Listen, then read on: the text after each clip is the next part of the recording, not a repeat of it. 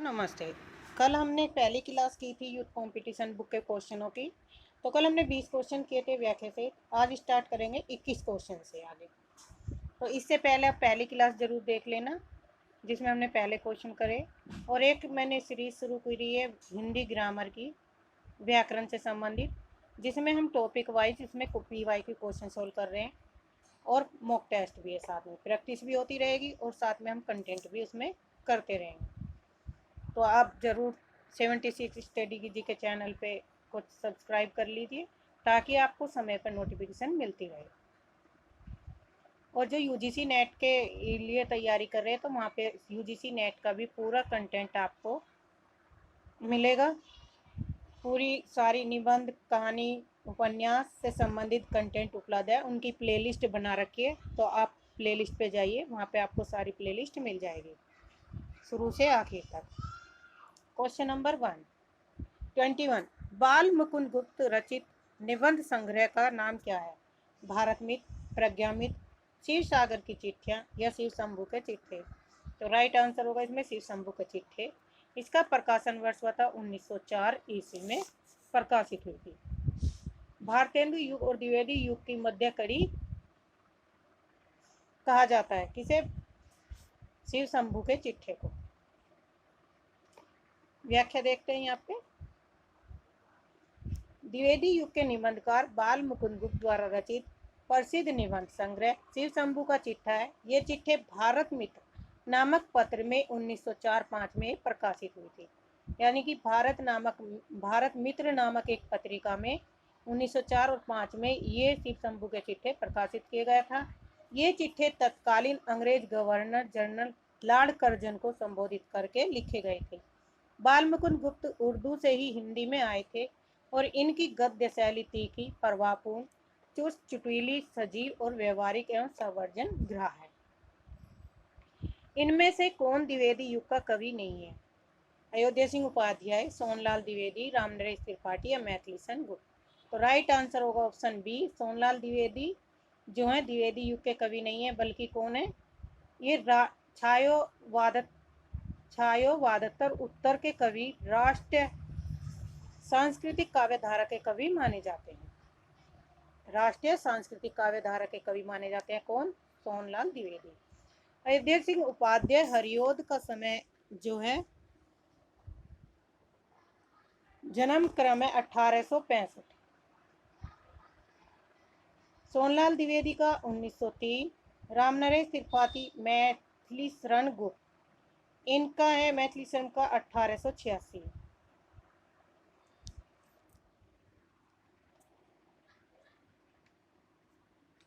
मैथिलीशरण गुप्त का किसमें हुआ था? 1886। और राम नरेश त्रिपाठी का है 1889। 1889।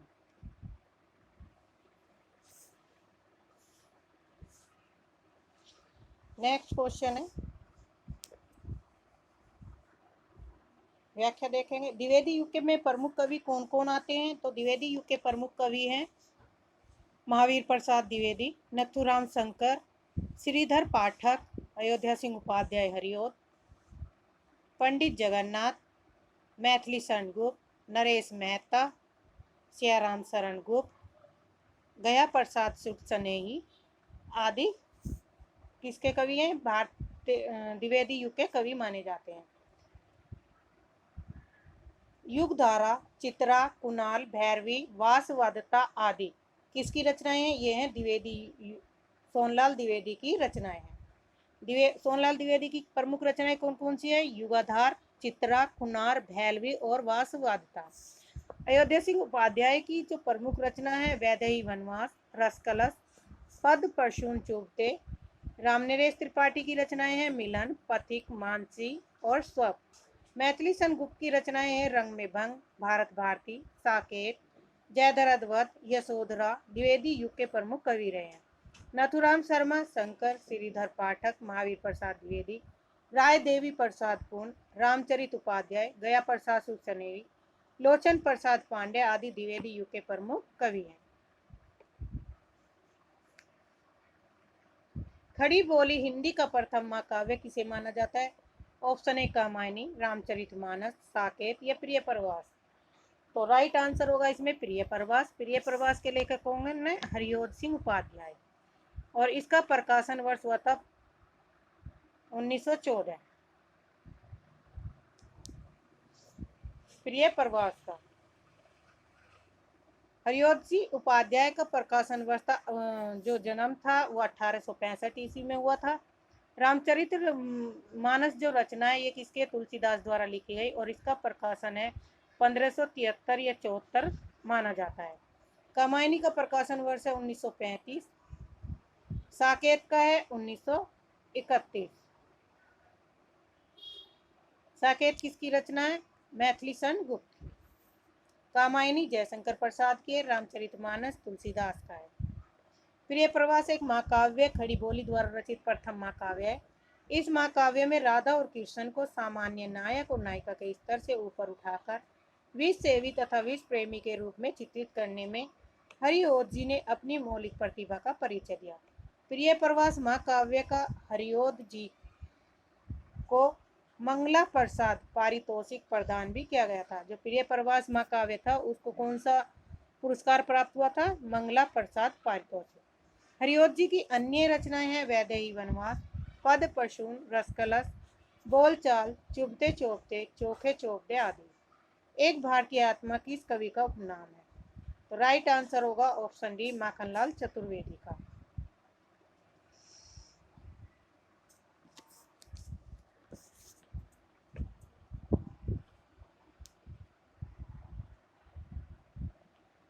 छायावादी युग के राष्ट्रीय सांस्कृतिक काव्यधारा के प्रमुख कवि माखनलाल चतुर्वेदी का उपनाम एक भारतीय आत्मा था। इन्होंने प्रभा, प्रताप और करमवीर नामक पत्रों का संपादन किया था। प्रभा, प्रताप, करमवीर नामक पत्रों का संपादन किसने किया था? माखनलाल चतुर्वेदी ने। हिम क्रीटनी तथा हिम तरंगनी माखनलाल चतुर्वेदी की प्रमुख कविता संग्रह है। तो प्रमुख कविता संग्रह दो किसकी है? ये माखनलाल चतुर्वेदी की है, हिम क्रीटनी और हिम तरंगनी। चतुर्वेदी जी की रचनाओं में देश के प्रति गंभीर प्रेम और देश कल्याण के लिए आत्मोत्सर्ग की उत्कृष्ट भावना दिखाई पड़ती है। आधुनिक हिंदी साहित्य के द्विवेदी युग का नामकरण किस रचनाकार के नाम के आधार पर हुआ? तो ये हुआ था, राइट आंसर है महावीर प्रसाद द्विवेदी का। और महावीर प्रसाद द्विवेदी का जो जन्म था वो 1864 ईस्वी में माना जाता है। हजारी प्रसाद द्विवेदी का 1907 में।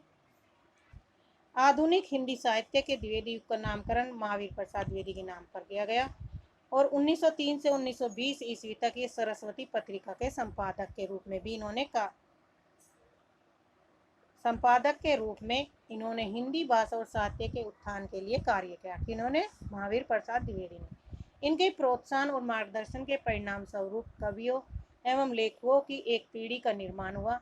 खड़ी बोली को परिष्कृत और परिमार्जित करके स्थिरता प्रदान करने वाले आचार्य महावीर प्रसाद द्विवेदी कवि, आलोचक, निबंधकार, अनुवादक और संपादक थे। काव्य मंजूषा, सुमन, कान्याकुंज, अबला, विलाप, मौलिक काव्य, कुमार संभवसार, अनुदित महावीर प्रसाद द्विवेदी की रचनाएं हैं। अब तक निम्नलिखित में से किस साहित्यकार की जन्म शताब्दी नहीं मनाई गई? आचार्य रामचंद्र, रामधारी सिंह दिनकर, भारतेंदु हरिश्चंद्र या जयशंकर प्रसाद। तो किसकी जो शताब्दी नहीं बनाई गई है?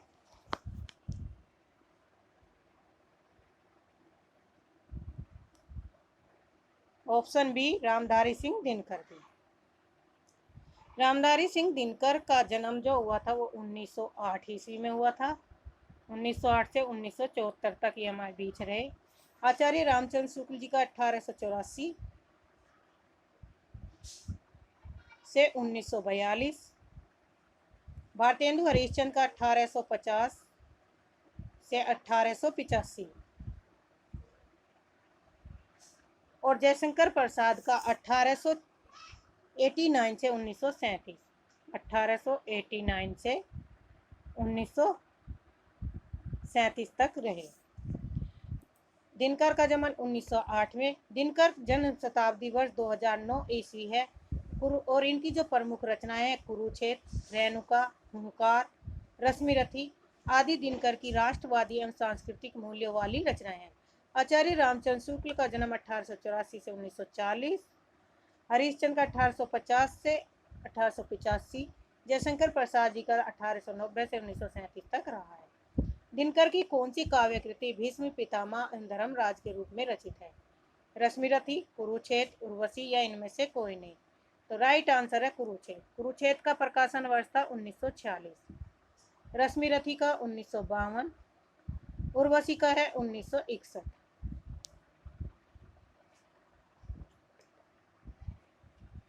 दिनकर ने अपनी कुरुक्षेत्र नामक काव्य कृति में भीष्म और धर्मराज युधिष्ठिर के परस्पर संवाद के माध्यम से आज के युग की विविध समस्याओं पर प्रकाश डाला है तथा आज के मानव को शक्ति की ओर प्रेरित करके उसे आशावादित का संदेश दिया।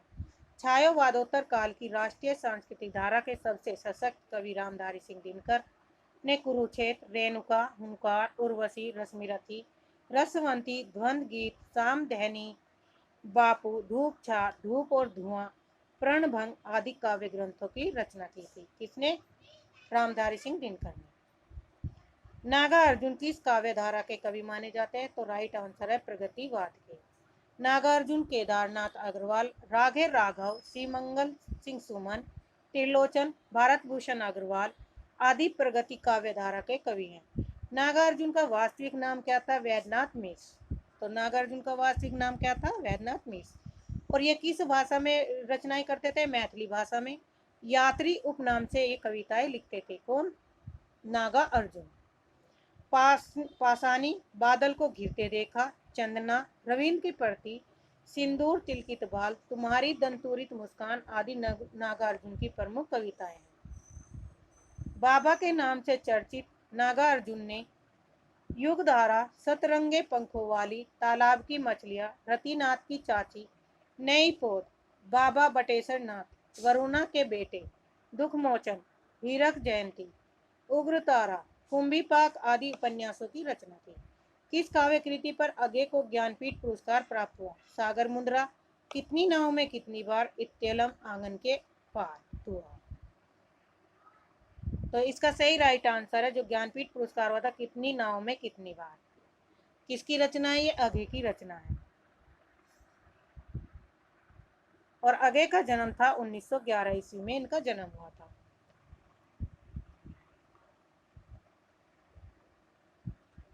तार सप्तक के संपादक तथा प्रयोगवाद एवं नई कविता के विशिष्ट कवि सच्चिदानंद हीरानंद वात्सल्य अगे, ये अगे का पूरा नाम है। तो उनकी काव्य कृति कितनी नाव में कितनी बार के लिए 1978 ईस्वी में साहित्य का सर्वोच्च पुरस्कार ज्ञानपीठ प्रदान किया गया था। भग्नदूत, इत्तेलम, चिंता, हरी घास क्षण भर में, बावरा एरी, इंद्रधनुष रोंदे हुए, हरि ओ करुणा प्रभा में, आंगन के पार द्वार, सुनहले सेवाल, रूपाम्बरा तथा असाध्य वीणा अगे द्वारा रचित काव्य रचनाएं हैं। तार सप्तक का संबंध किस काव्य धारा से है? तो राइट आंसर है प्रयोगवाद से। आधुनिक तार सप्तक का प्रकाशन वर्ष हुआ था 1943 ईस्वी में। किसने किया था? अगे ने। आधुनिक हिंदी कविता में प्रयोगवाद काव्यधारा का आरंभ अगे द्वारा सन 1943 ईस्वी में प्रथम तार सप्तक के प्रकाशन माना जाता है। प्रथम तार सप्तक में निम्न 7 कवियों की रचनाएं संकलित की गई।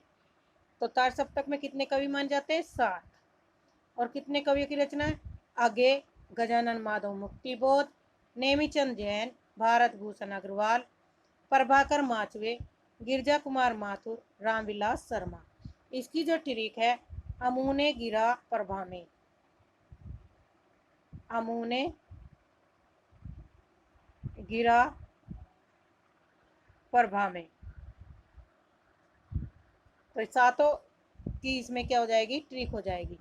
ऐसे अगे, मैं से गजानन माधव मुक्तिबोध, और ने से नेमीचंद जैन, गी से गिरजा कुमार माथुर, रा से रामविलास शर्मा, पै से प्रभाकर माचवे, और में भारत भूषण अग्रवाल। तो ये सातों कवियों की ट्रिक हो गई। अगे द्वारा संपादित दूसरे तार सप्तक का संपादन जो हुआ था 1951 में, तीसरे तार सप्तक का 1959 में हुआ। प्रयोगवादी कवियों ने आगे ने राहों का अन्वेषी कहा है। तो प्रथम का कब हुआ था? 1943 में। दूसरा हुआ 1951 में। तीसरा हुआ 1959 में। और चौथे का था 1979। चार सप्तक का वो हुआ था। अपनी केवलधार काव्य संकलन के रचनाकार हैं। ऑप्शन डी अरुण कमल। अपनी केवलधार काव्य संग्रह के रचयिता अरुण कमल है। अरुण कमल द्वारा रचित अन्य काव्य कृतियां फूल नहीं रंग बोलते हैं, बसंती हवा में, मांझी ने बजाओ बंसी नामक काव्य कृति प्रगतिवादी कवि केदारनाथ अग्रवाल द्वारा रचित है। क्वानो नदी सर्वेश्वर दयाल सक्सेना द्वारा रचित है। यहाँ से देखो केदारनाथ का काव्य संग्रह है। यहाँ से देखो रचना किसकी है? केदारनाथ सिंह की। और क्वानो नदी किसकी है? सर्वेश्वर दयाल सक्सेना की।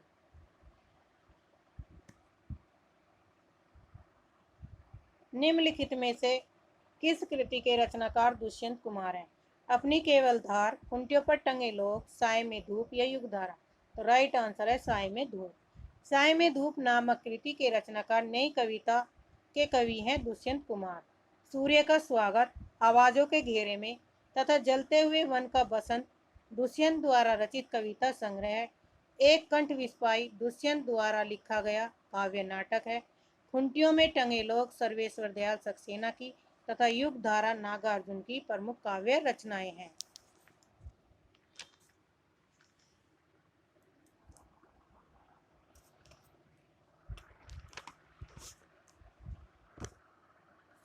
नेक्स्ट क्वेश्चन है, निम्नलिखित में से कौन नवगीत के प्रसिद्ध उन्नायक कवि हैं? तो राइट आंसर है वीरेंद्र मिश्र।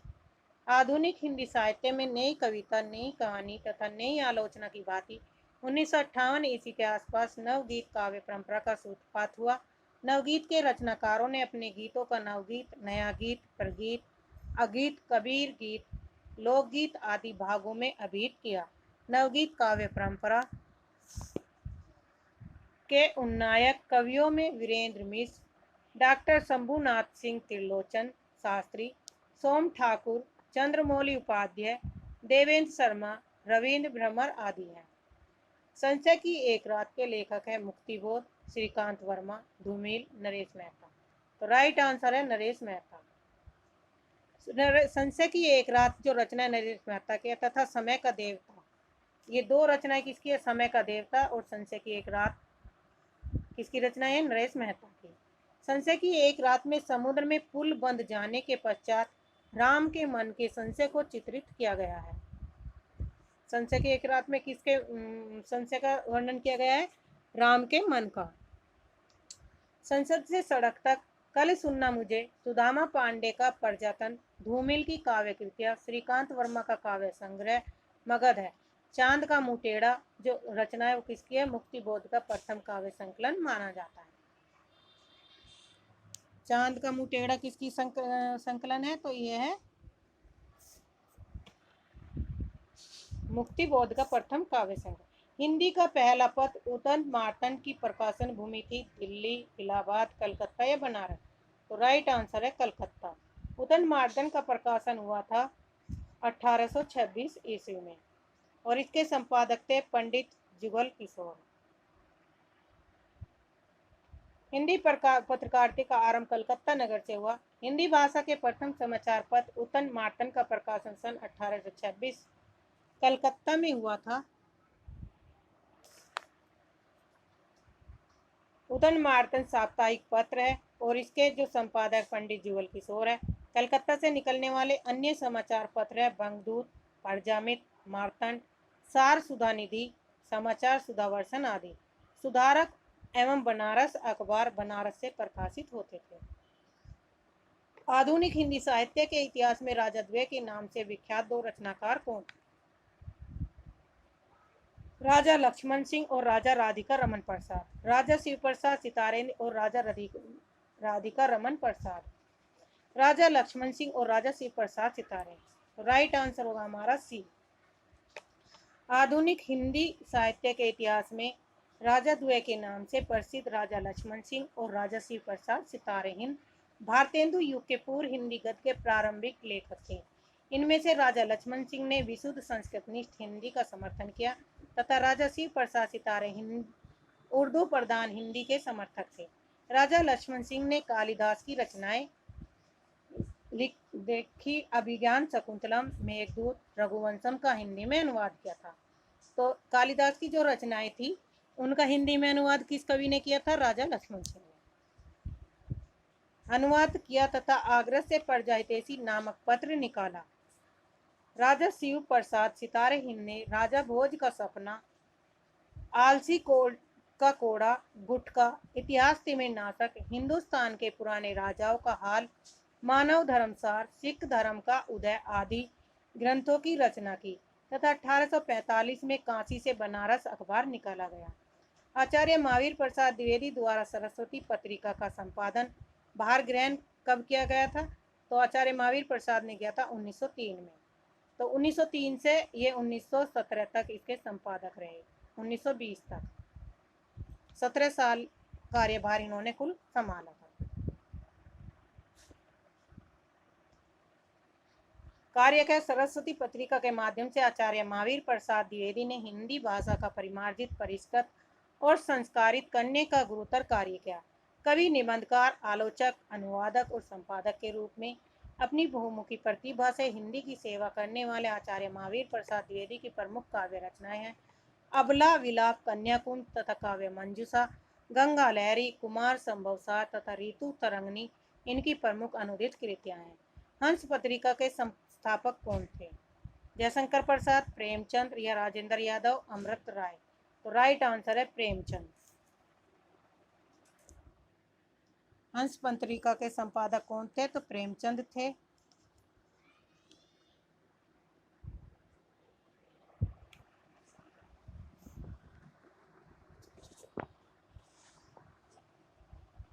पत्रिका का संपादक प्रेमचंद ने किया था। सन 1930 ईस्वी में बनारस से प्रकाशित हंस का संपादन मुंशी प्रेमचंद ने किया। हंस पत्रिका में समकालीन कथा साहित्य के अतिरिक्त एकांकी, निबंध, कविताएं प्रकाशित होती थी। 1936 ईस्वी में प्रेमचंद की मृत्यु के पश्चात शिवदान सिंह चौहान, अमृत राय तथा राजेंद्र यादव हंस पत्रिका के संपादक बने। तो 1936 के बाद कौन कौन हंस पत्रिका के संपादक बने थे? शिवदान सिंह चौहान, अमृत राय और राजेंद्र यादव। हंस मासिक पत्रिका दिल्ली से प्रकाशित होती थी तथा इसके संपादक राजेंद्र यादव। त्यागपत्र उपन्यास के लेखक कौन हैं? तो जैनेन्द्र हैं। राइट आंसर है ऑप्शन डी। त्यागपत्र, परख, सुनीता, कल्याणी, सुखदा, विभर, व्यतीत, जयवर्धन आदि उपन्यास के लेखक कौन है? जैनेन्द्र कुमार है। परख का प्रकाशन वर्ष है 1929, सुनीता का है 1934, कल्याणी का है 1939, सुखदा का है 1952, विवर्त का है 1953। तो ये इनका प्रकाशन वर्ष है। त्यागपत्र उपन्यास मृणाल नामक भाग्यहीन युवती के जीवन की मार्मिक कथा पर आधारित है। त्यागपत्र किस पर आधारित है? मृणाल नामक भाग्यहीन एक युवती जो जिसके जीवन की मार्मिक कथा पर आधारित है।